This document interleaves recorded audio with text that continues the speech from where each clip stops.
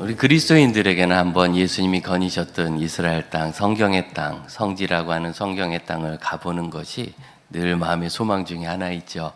팔레스타인 전쟁, 그전에는 팬데믹, 그래서 못 간 지가 참 오래됐습니다. 위험하기도 하고.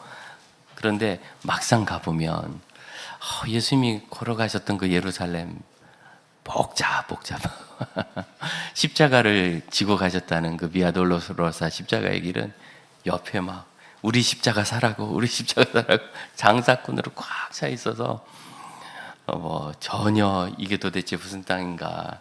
그래서 신학생 때 우리 선생님들께서 거기 가면 그렇게 되는데 그건 그냥 상황일 뿐이니까 쓸데없는 생각하지 말고 연구하러 가야지. 거기가 무슨 거룩하고 대단한 그런 성지가 아니라 성경의 땅인 거다. 성경의 땅. 그 얘기를 많이 하셨습니다. 어쩌면 바울이 우리가 예루살렘에서 겪을 만한 실망을 겪은 거 아닌가. 그가 자란 고향 다소는 세계 3대 도서관이라고 하는 타르소의 도서관이 있는 도시였습니다. 그런 곳에서 태어나서 예루살렘의 일찍 유아과 세계 최고의 율법 학파인 가말리엘 학파에서 공부를 할 수 있었던 특별한 공부에 열심히 있는 바리새인 중에 바리새인 학자가 바울이었습니다.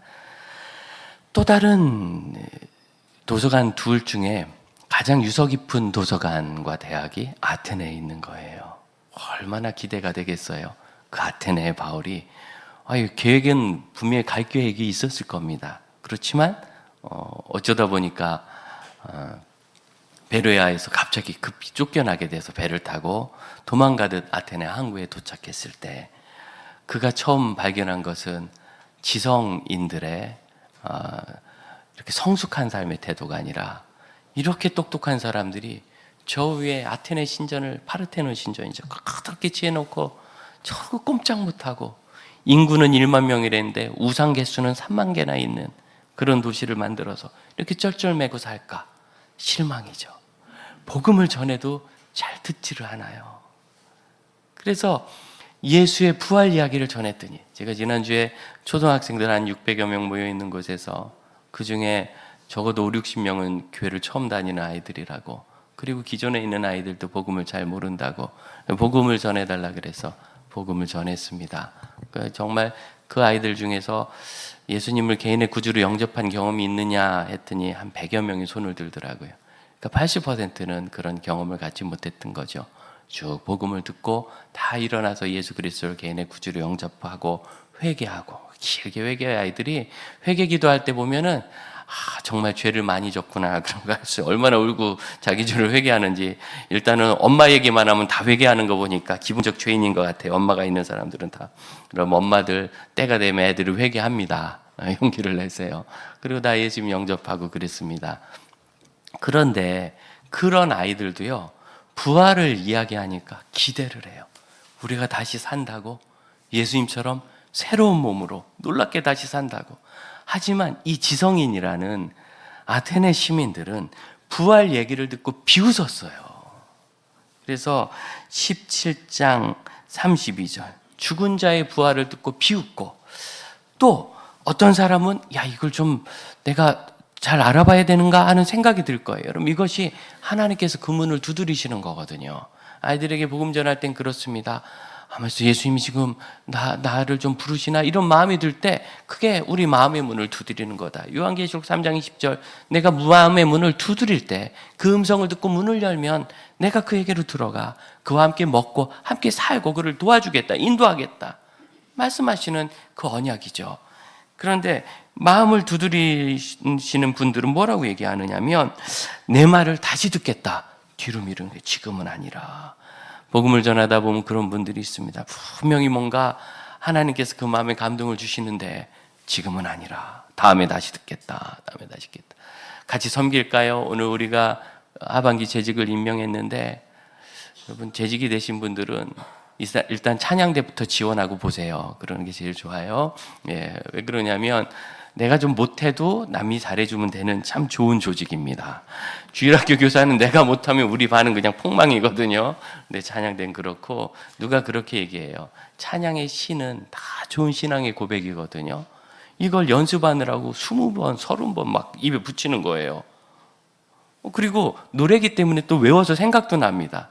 아직도 시편 23편 헷갈리는 분도 여기 많은데, 예, 그보다 훨씬 어려운 이 찬양 가사가 그냥 막 생각이 나요. 노래로 하다 보니까. 그래서 고백을 하다 보니 누가 그러더라고요. 찬양된 사실은 섬기면서 내가 은혜 받고 성숙하는 것 같습니다. 뭐 딱 그러려고 하는 건 아니지만 모든 섬김은 다 내가 성숙하는 은혜가 있는데 찬양대는 더 특히 더 많습니다. 또 우리 교회 찬양대는 너무나 불쌍하게 할만하면 교사로 데려가 버려. 그랬더니 하도 답답하니까 어느 날 안수 집사님 한 분이 대장을 하시다가 선언을 하시더라고요. 목사님, 우리 찬양대는 난 안 한다고 화낼 줄 알았더니 우리 교회 못 차립니다. 다 뽑아가세요. 그러더라고요. 네. 자, 그래서 이렇게 찬양대 하다 교사도 하다 또 찬양대도 하고 차량 봉사도 하고 또 찬양대도 하고 이렇게 왔다 갔다 하면서 평생 잘 섬겨서 저에겐 꿈이 하나 있는데, 우리가 주일날 딱 일어나 오늘 한 것처럼 찬양할 때, 찬송가 찬양할 때 사성부로 다 같이 부르는 꿈이 저에게 있습니다. 교회를 옮기겠다는 표정이에요.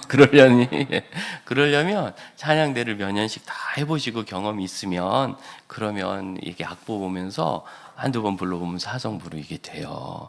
우리가 첫 번째 성지순례를 터키, 그리스, 로마로 갔을 때 그리스에 있는 그 멋있는 정말 산 있는 곳에서 거의 유적지를 다 보고 답사하고 거기 잠깐 쉴 때 한 30명 정도가 모여서 주 하나님 지으신 모든 세계를 사부로 불렀더니 외국인들이 와서 막 찍느라고. 예, 우리가 이렇게 멋있는 민족입니다. 멋있는 교회 성도고, 유럽에서 온 분들 같은데 막 찍느라고.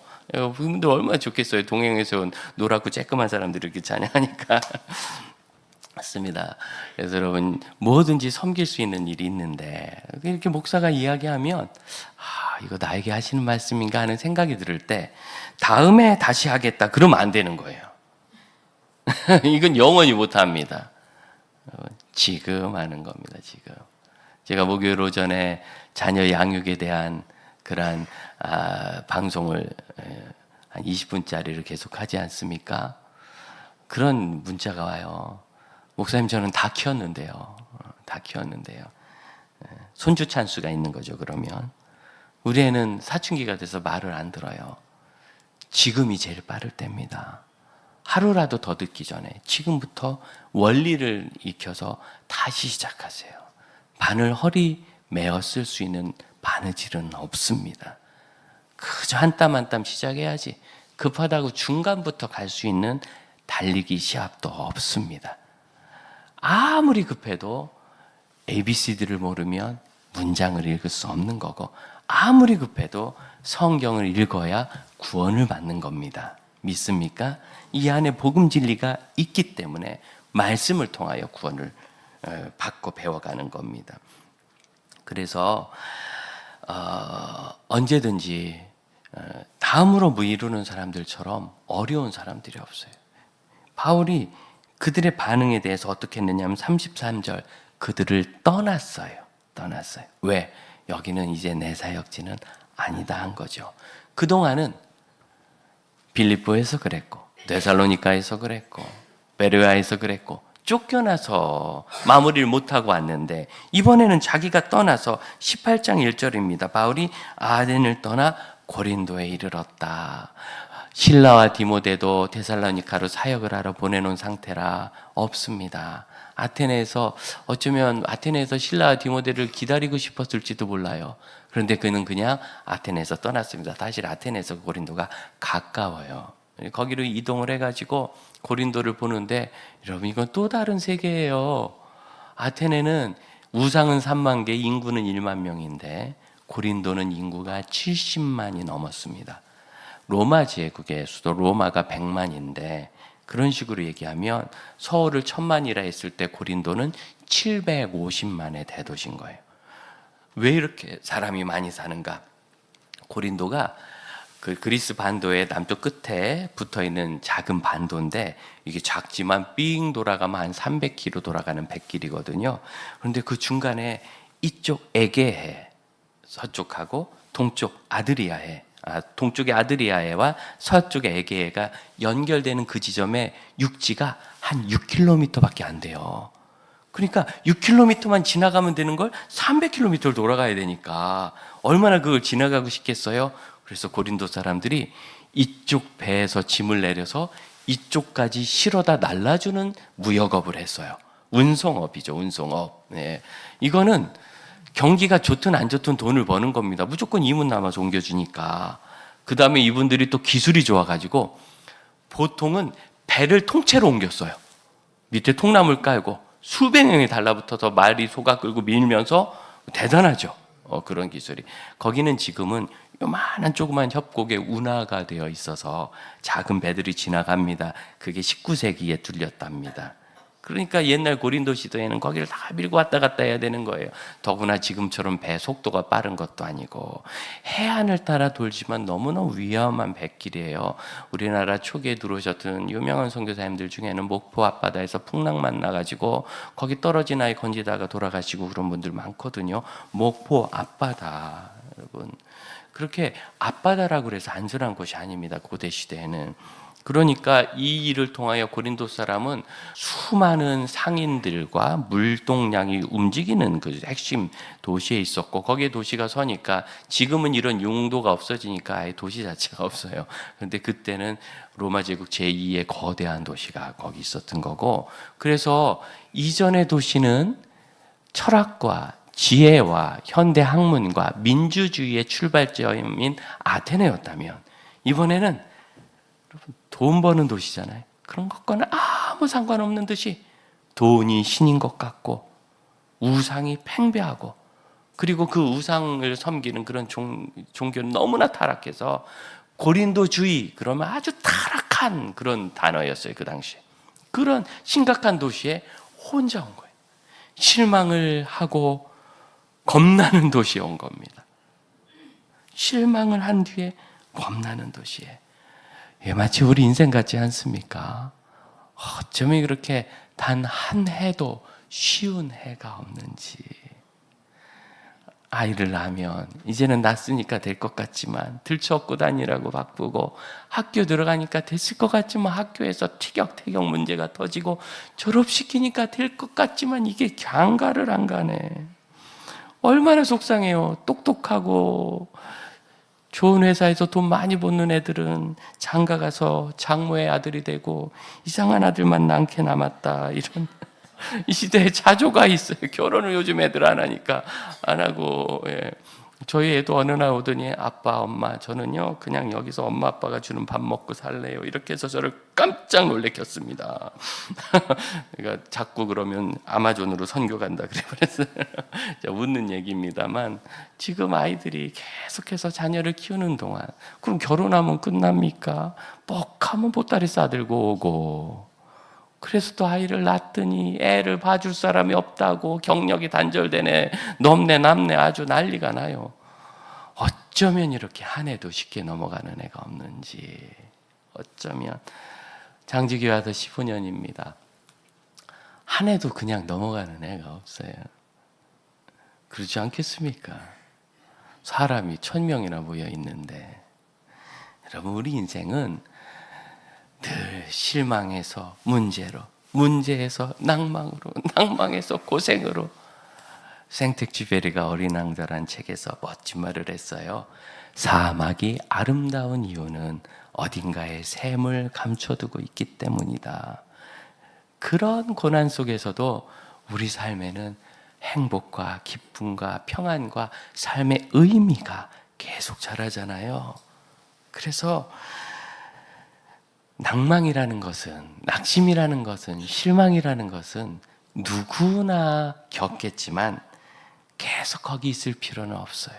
왜냐하면 우리에게는 그 다음이 있기 때문에, 새로운 세계로, 새로운 시대로, 나는 낯설지 몰라도 새로운 걸음으로 갈 수 있는 것이 언제나 있기 때문입니다. 그러니 여러분, 혹시 실망을 얹고 아테네를 떠나더라도, 그래서 도착한 고린도는 너무 어마무지하고 영적으로 끔찍한 곳일지라도 여러분, 실망하지 맙시다.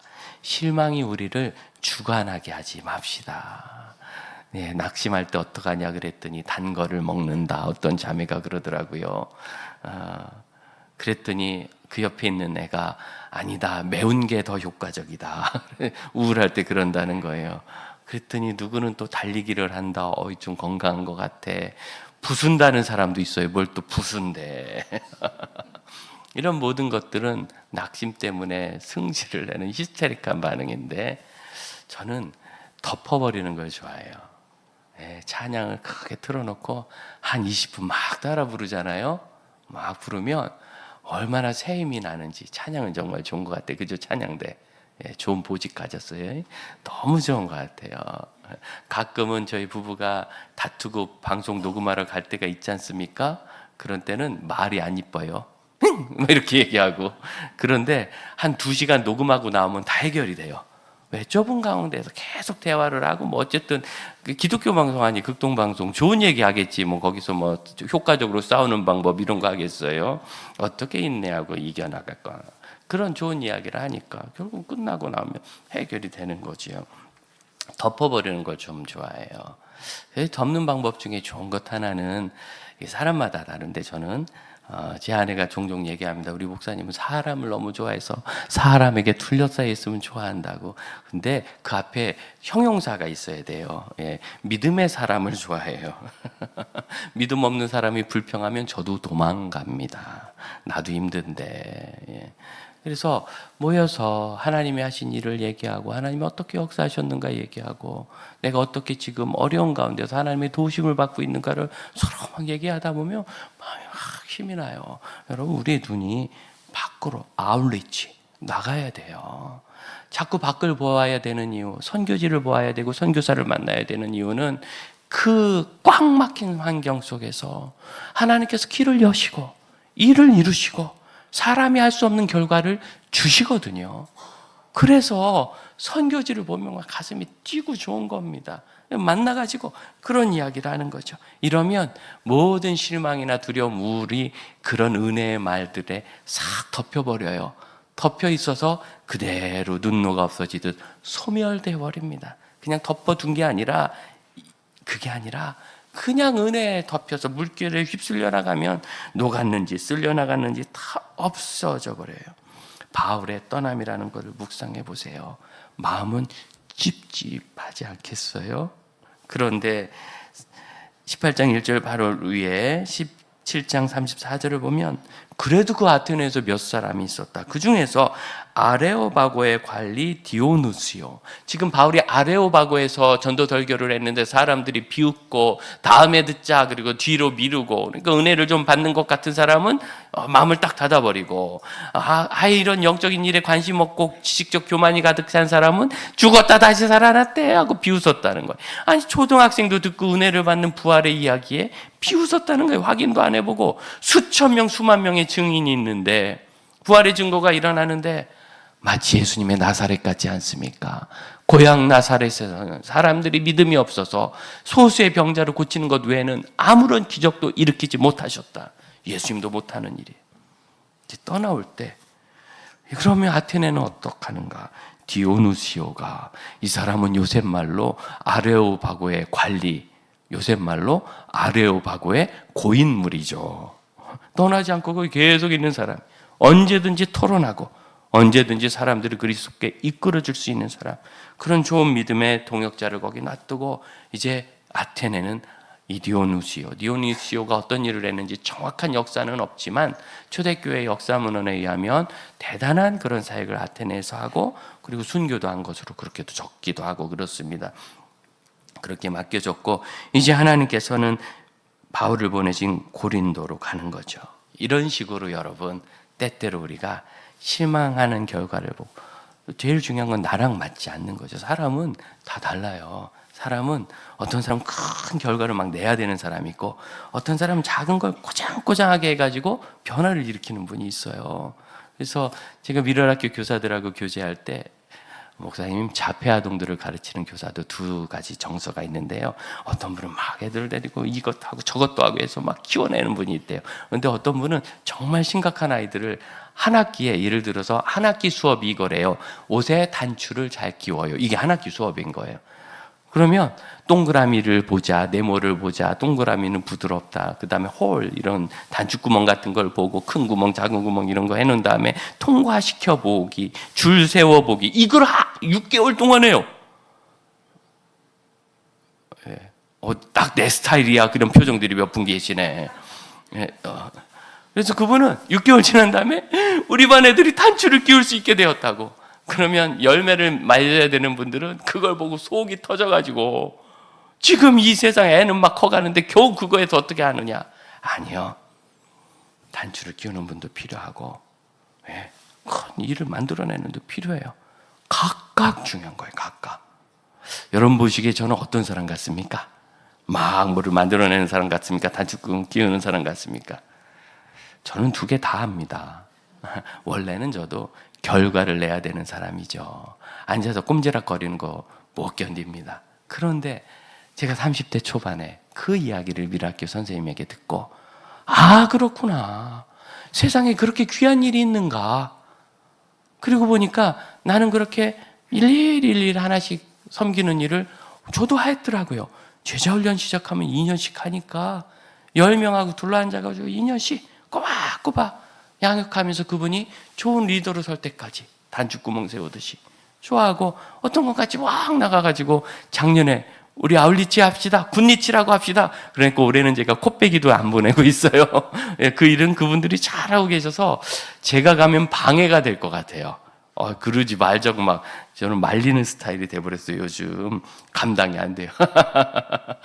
각자가 하는 겁니다. 각자가. 여러분, 내가 어떤 스타일인지 보셔야 돼요. 사람들에 대해서도 그래요. 어떤 분은 적극적으로 가서 이끌어가는 사람이 있어요. 하자고, 집에 있지 말자고, 나오라고, 뭐 이거 하면 된다고. 제가 좀 그래요. 근데 어떤 분은 이렇게 지켜보고 계속 머릿속으로 생각하는 분도 계세요. 그래서 이 두 분이 만나면 싸움밖에는 안 일어나요. 한 분은 화나고, 아니 좀 나오면 되는데 왜 안 오느냐고 화나고, 한 분은 내가 알아서 할 건데 왜 이러는가, 그래서 화나고. 여러분 잘 보셔야 합니다. 그래서 제가 작은 일도 하고 큰 일도 하자 했을 때는 결국 중요한 건 그 일의 대상이구나.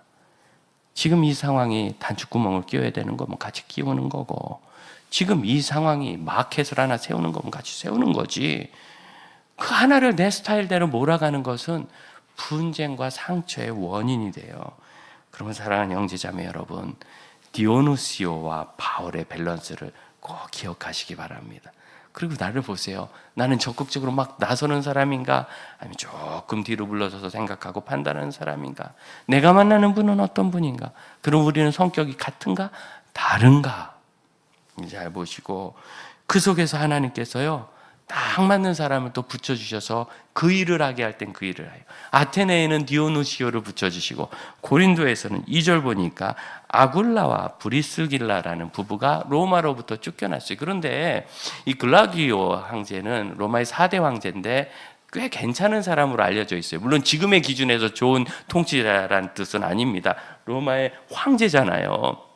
그래서 엉망이에요. 네로 같은 못된 황제도 많은데, 그럼에도 불구하고 네로 같은 사람들 비하면 참 나름대로 괜찮다. 그리고 이 글라우디오의 그 통치 배경, 그가 집권을 하게 될 때는 그 뒤에 유대인의 세력이 있었어요.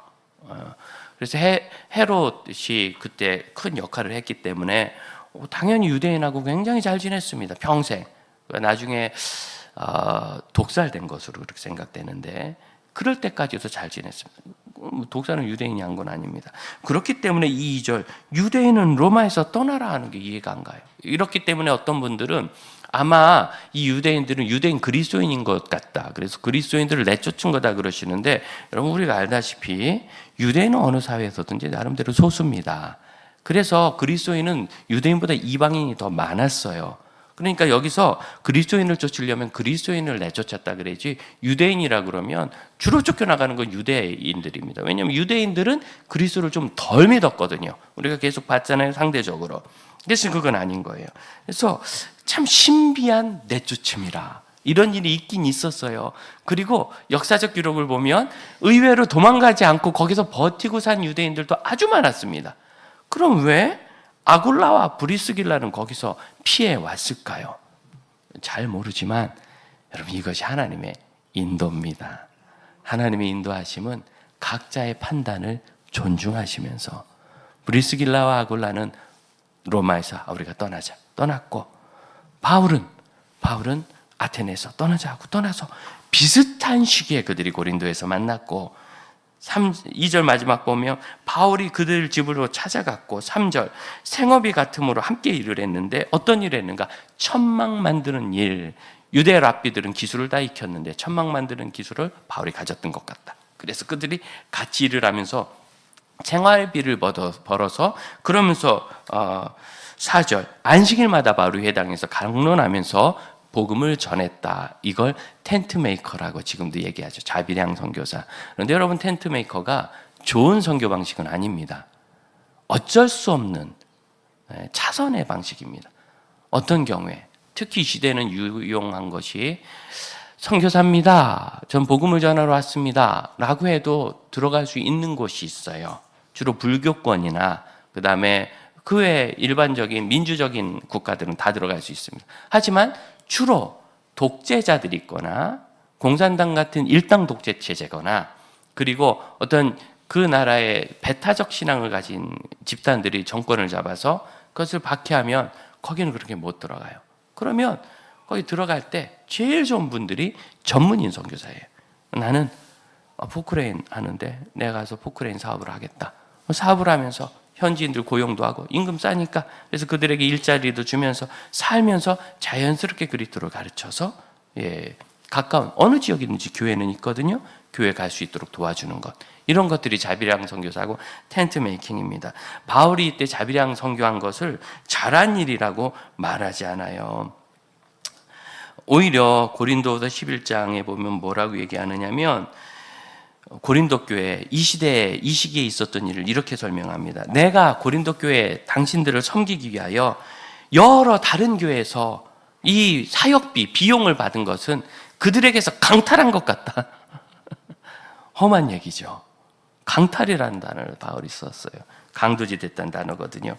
내가 너희와 있을 때 비용이 부족했는데 마게도니아의 여러 교회들이 여러 번 헌금을 보내서 부족한 것을 채워줬기 때문에 거기서 사역했고, 여러분에겐 내가 돈 받은 것도 없다. 왜? 여러분 그거 싫어하니까. 세상에, 빌립보는 조그만 도시예요. 빌립보 교회는 헌금을 보내는데, 고린도는 인구 75만의 거대 도시에 교회라고는 이거 하나 있는데, 거기에 담임 사역자인 바울은 자기가 다른 도시에서 돈을 받아가지고 살아야 되는 거예요. 여러분, 이게 좋은 일이 아니라는 거예요. 하지만 바울이 그렇게라도 할 수 있었던 것은 브리스길라와 아굴라 부부를 만났기 때문이고, 여러분, 이 일은 뭐냐면 어떤 상황이든지 하나님은 함께 할 수 있는 사람을 보내주셔서 용기를 얻게 하신다는 겁니다. 새로운 일을 하나님께서 시작하실 때 그 일의 길을 우리가 어떻게 다 알겠습니까? 그런데 그 길을 따라가면 거기서 하나님이 주시는 좋은 섭리와 공급하심을 경험하게 되는데, 그 중에 하나가 브리스길라와 아굴라였고, 여러분, 오늘 우리가 주목해서 보고 싶은 말씀은 5절입니다. 실라와 디모데가 마케도니아, 빌립보, 데살로니카, 베로야로부터 내려오매 사람들이 하나님의 말씀에 붙잡혀 유대인들에게 바울이 하나님의 말씀에 붙잡혀 유대인들에게 예수는 그리스도로 밝히 증언하였다. 실라와 디모데를 만났는데 바울이 하나님의 말씀에 붙잡혔답니다. 표현이 좀 이상하죠? 여러분, 성경은 딱 그렇게 우리에게 설명하고 있습니다. 우리가 언제 용기를 얻고 언제 말씀이 우리를 인도하게 되는가? 믿음의 사람과 함께 할 때. 실라와 디모데가 와서 두 가지를 했어요. 하나는 데살로니가 교회가 어떻게 잘 되고 있는지, 그래서 데살로니가 전서 1장 2장에 보면 데살로니카의 교회에 관한 좋은 소문들이 여기까지 퍼졌다, 그 이야기예요. 너희들이 너무 잘한다는 말을 들어서 내가 정말 더 이상 할 말이 없을 정도다, 정말 감사하다, 간증을 들은 거죠. 두 번째로, 그들이 그때 아마 빌립보 교회가 보냈을 것 같은 데살로니가 교회도 참여했을 수 있는 선교헌금을 가지고 온 거예요.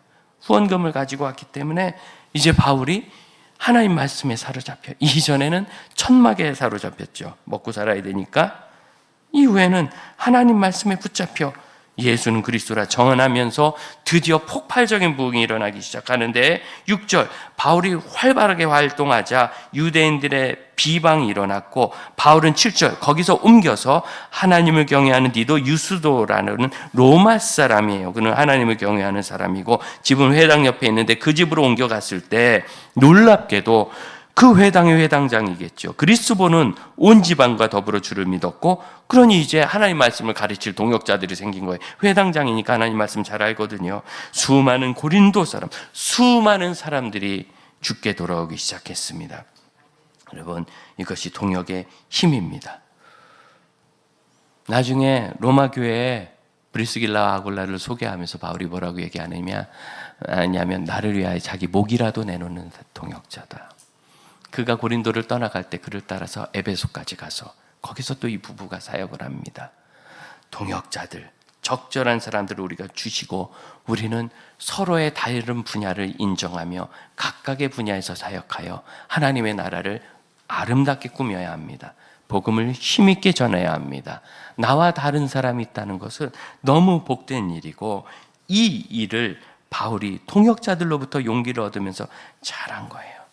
여러분 이해되십니까? 바울도 두려울 수 있다는 게 9절 보세요. 밤에 주께서 환상 가운데 나타나셔서 두려워하지 말며 침묵하지 말라. 바울이 겁나가지고 입을 닫고 있다는 게 상상이 되십니까? 지금 바울의 상태가 그랬다는 거예요. 바울의 선교 여행 중에 주님께서 직접 바울에게 나타나신 사건은 3번 기록되어 있습니다. 2번이 더 있는데 한 번은 예루살렘에서 그가 감옥에 잡혀서 복음을 전할 때 네가 꼭 전할 것이다. 로마에서도 할 것이다.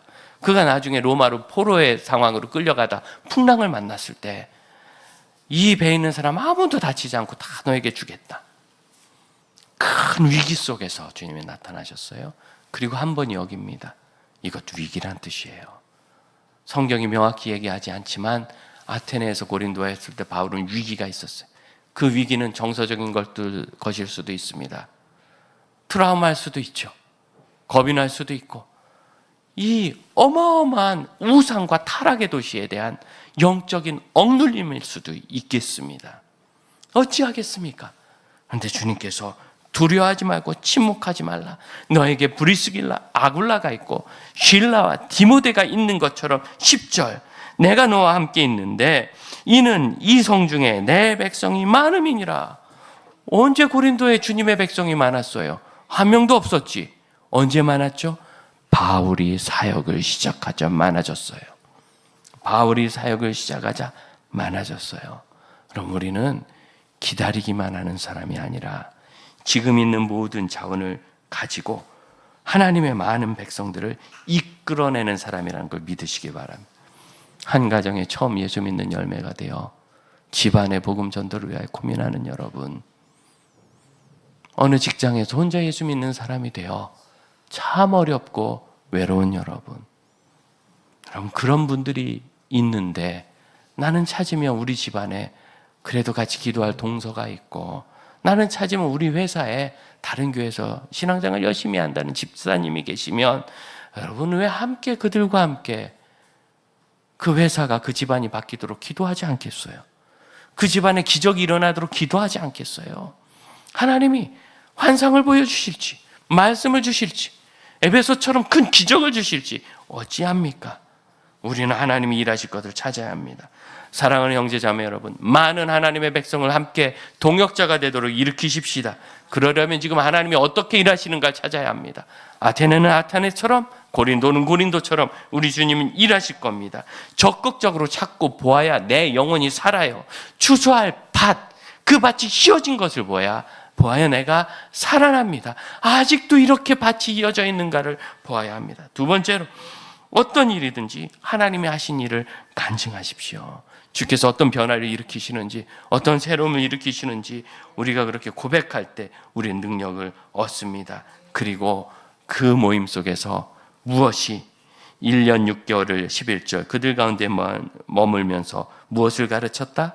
하나님의 말씀을 가르쳤다. 하나님의 말씀, 그것이 변화의 능력이 되고 참된 격려가 됩니다. 언제든지 하나님의 말씀, 우리가 무슨 말로 사람을 위로하겠어요? 하나님의 말씀과 그 말씀에 기초한 개혁주의 사상만이, 복음주의 사상만이 진정한 격려가 되는 겁니다. 그러지 않았으면 좋겠지만 여러분, 이 시대에 이 메가시티, 대한민국의 수도 서울은 고린도 같지 않습니까? 옛날에 이 나라는 가난한 나라였다가 한참 살만할 때는 철강 제품을 잘 만든다고. 그런데 그 다음에는 미국의 마트에 가면은요, 그 유명한 월풀 같은 해외 제품 냉장고가 있어요. 저쪽 구석에 LG, 삼성 이런 게 있어요. 왜 저건 저기 있냐 물어보면 점원이 이렇게 대답합니다. 저거는 한국 건데 비싸서 니네 못 산다. 싼 거 미국 거, 독일 거 사라. 이렇게. 믿깁니까? 한동안 이런 제조업이 잘 되더니 최근에는 게임을 잘 만든다 하더니 이제는 노래 부르는 거, 먹는 거, 춤추는 거, 먹고 노는 거로 제가 엔터테인먼트 산업을 폄훼하자는 게 아니고 너무나 사람들의 소비를 통해서 발전하는 사업이, 여러분 앞으로 이 대한민국의 정신을 어디로 끌고 갈지 아직 우리는 알지 못합니다. 결과요, 저와 여러분에게 달렸습니다. 우리 그리스도인들에게 달려 있습니다. 우리가 깨어서 어떻게 말씀과 하나님의 뜻으로 살아내는가. 3%의 소금이 바다의 부패를 방지하듯 이 시대에 있는 그리스도인들이 이 세계를 지켜낼 겁니다. 어떻게 해야 되는가? 우리의 생각을 거룩하게 하고 서로를 세우고 서로에게 빛이 됩시다. 서로에게 은혜가 됩시다. 서로에게 격려가 됩시다. 여러분 스스로를 고만고만한 사람으로 놔두지 마세요. 누군가에게 나는 그를 불러일으켜 바울처럼 사역하게 할 사람입니다. 누군가에게 나는 내가 바울이 되지 않고요, 브리스길라가 돼도 되고 디모데가 돼도 되고 거기 있는 어떤 또 다른 내 성품에 맞는 관원 같은 사람일 수도 있습니다. 우리 모두는 하나님께서 참 좋게 쓰시기에 좋게 창조해 주셨습니다. 그 손에 사로잡힙시다. 함께 기도하겠습니다. 무엇으로 낙심하고 우울해 있습니까? 주님, 이것도 하나님이 이기게 하실 줄로 믿습니다. 고백합시다. 그리고 하나님 이 속에서 하나님이 인도하시는 새 발걸음으로 나가며 거기서 제가 믿음의 백성이 되고 믿음의 동역자를 일으키고 믿음의 격려자가 되고 격려를 받아 하나님 나라를 세우기로 원합니다. 합심해 기도하겠습니다. 주님, 언제든지 저에게 있는 수준의 일을 하는 것이 아니라 우리 주님께서 기뻐하시고 주님께서 맡기신 일을 함께 섬기고 이루어가기를 원하나이다. 주님, 저희는 연약하나 우리 하나님의 나라는 크고 위대하오니 하나님이 기뻐하시는 일을 이 시대에 이루어가게 하여 주옵소서. 언제든지 저의 연약한 삶에 저희가 두려움에 빠지지 않게 하여 주시고 주께서 기뻐하시며 세워가시는 시기를 따라갈 수 있기를 원합니다. 주님, 저희를 인도하옵소서. 우리 자리에서 일어나 찬양합시다. 우리는 주의 백성이오니 우리는 주의 백성이오니 주의 그 일을 선포합니다.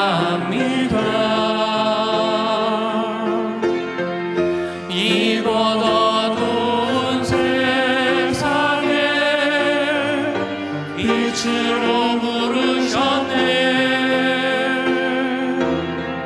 주의 얼굴 구할 때 역사하소서. 주님이 이 땅에 믿음의 사람들을 주셨습니다. 교회를 세우시고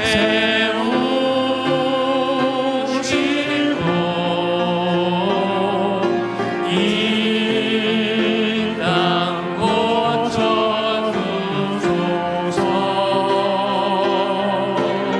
아멘. 주님 나라 임하시고 주 뜻 이루어지라. 아멘. 언제나 저희를 믿음의 교회로 불러주시니 어디에서나 예수의 빛 소금이 되며 주께서 주신 사명을 감당하여 친구의 얼굴을 빛나게 하는 사람이 되며 친구로 인하여 힘을 얻어 하나님의 일을 이루는 동역의 성도들이 되게 하여 주옵소서. 저에게 새로운 일을 주님 또 주심을 믿습니다. 그 일을 행하며 또 더 많은 하나님의 백성을 일으켜 이 성에 많은 하나님의 사람들을 세우고 만나게 하여 주옵소서. 지금은 우리 주 예수 그리스도의 은혜와 하나님의 크신 사랑과 성령의 역사하심이 하나님이 주신 사명을 주께서 부르신 모든 곳에서 심으며 자라 꽃 피워 열매 맺는 믿음의 형제 자매들에게 그 가정과 주의 나라 역사 위에 이제로부터 영원토록 함께 하실지어다. 아멘.